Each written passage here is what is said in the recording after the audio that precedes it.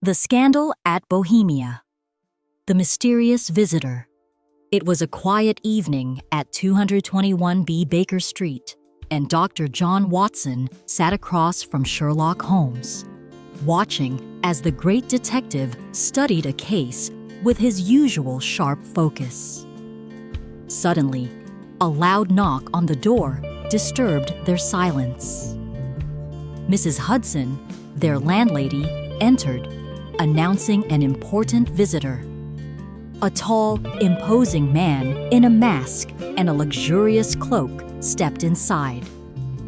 "I am Count von Cram," he said, but Holmes interrupted with a knowing smile. "Your Majesty, disguises do not deceive me. You are the King of Bohemia." The king, stunned by Holmes' deduction, removed his mask. "Yes, you are right. I have a matter of grave importance." He revealed his secret. A photograph of himself and a woman, Irene Adler, was in her possession. If it fell into the wrong hands, it could ruin his upcoming royal marriage. "Irene Adler is no ordinary woman," the king admitted. "She is clever, and she will not part with the photograph willingly." Holmes, intrigued, accepted the case. The next morning, Holmes disguised himself as a beggar and wandered the streets near Irene Adler's house in London. He observed her closely. She was not just beautiful, but highly intelligent. A famous opera singer, she was admired and respected. Holmes watched as she left her home, accompanied by a mysterious man, her rumored fiancé, Godfrey Norton. Holmes learned that Irene and Godfrey were rushing to a church. With quick thinking, he followed them and witnessed their sudden marriage. "She's a married woman now," Holmes told Watson later. "This changes things. She may no longer need the photograph for leverage." Still, he needed to find out where she had hidden it. That evening, Holmes devised a clever plan. He staged a street fight outside Irene Adler's house. As the commotion broke out, Irene, like any caring person, ran to the window to see what was happening. Seizing the moment, Holmes threw a harmless smoke bomb into the house and shouted, "Fire! Fire!" Panic set in. Just as Holmes expected, Irene instinctively ran to retrieve the most precious thing in the house. The hidden photograph.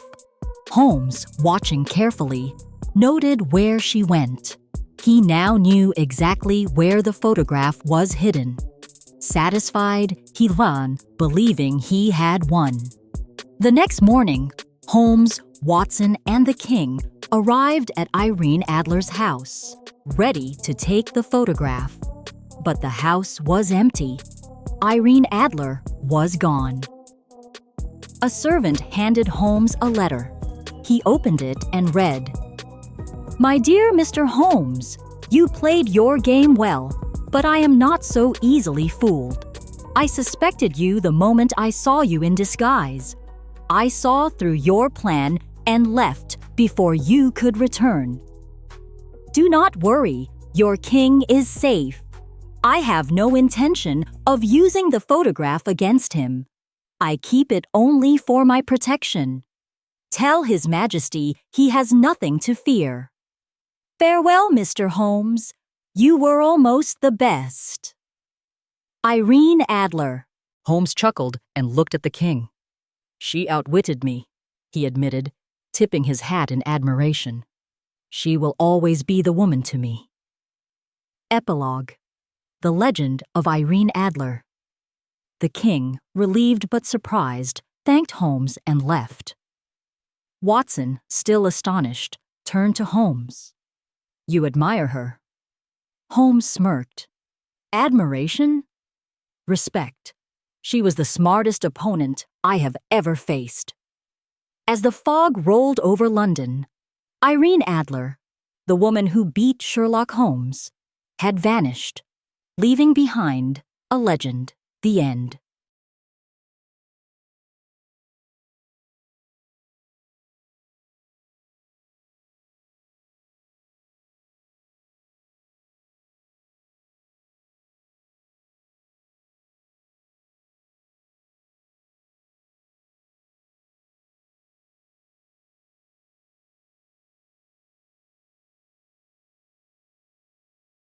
Holmes chuckled and looked at the king.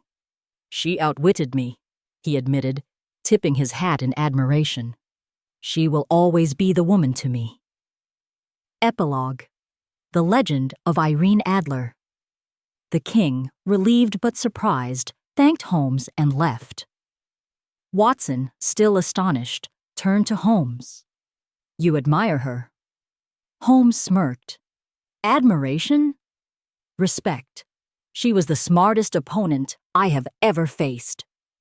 As the fog rolled over London, Irene Adler, the woman who beat Sherlock Holmes, had vanished, leaving behind a legend. The end.